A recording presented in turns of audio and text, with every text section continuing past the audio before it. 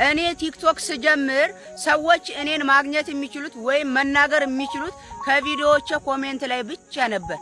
ከዛ ውጭ ሁሉ ነገር ዝግትግት አድርጌ ነበር። ሶሻል ሚዲያ እንዳለ በቃ እኔ የምገኝበትን ነገር ሁሉ ዘጋግቼ ነበር። በጣም ጥሩ ስሜት ላይ ነበርኩ።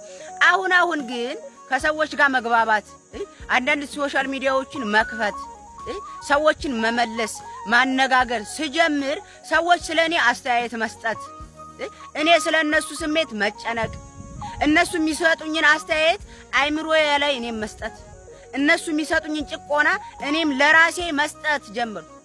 ይሄን ደግሞ እኔን በከለኝ። እውነቴን ነው። በየቦታው መገኘት ከዚህ በፊት እንደምናገረው እንደሚያረክስሽ ሁሉ አሁንም አወቅኩት። እውነቴን ነው። አገኘሁትም እዛም እዚህም ስል ሰዎች እያጠራቀሙ ምክር እያስመሰሉ መርዝ ይረጩሻል። ያቺን መርዝ አንቺ ትቀበይና አይምሮስ ላይ ታዋሃጃለሽ።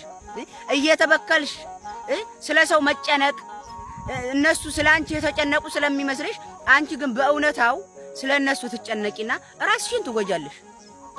ስለዚህ አሁን እኔ የሚያዋጣኝ እንደ በፊቱ ሁሉ ነገር ዘጋግቶ የመሰለኝንና ማውቀውን ብቻ ብናገር ነው የሚያዋጣው።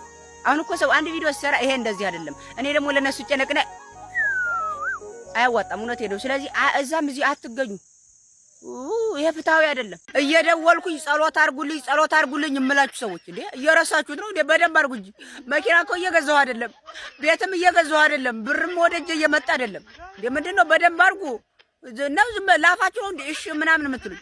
እኔ እየለፈለፍኩ ስራ ብዬ በደንብ አርጉ። ግን ደግሞ አይታወቅም። ቆሜ የምሄደውም እኮ በእናንተ ጸሎትም ሊሆን ይችላል። አዎ ኧረ ፈጣሪ ይመስገን። ግን ደግሞ በደንብ አርጉ። ካረጋችሁ ሀገር መኪናውን ቤቱም እንዲመጣም ቆሜ መሄዴ ፈጣሪ ይመስገን፣ ክብሩ ይስፋ። ግን ደግሞ በደንብ አርጉ። መኪናው የለም እስካሁን ወፍ አላገኘሁም። ቁልፍ አገኛለሁ እየፈለኩ ነው። ብርም ራሱ የወደቀ ብር እያገኘሁ አይደለም። ሄሎ እንዴት ነህ? ደህና። ያለህበት ሀገር ብሩ አሪፍ ነው አሉ። በስንት ነው የምትሰራው? ስንት ነው ደሞዝ? ምን አገባችሁ?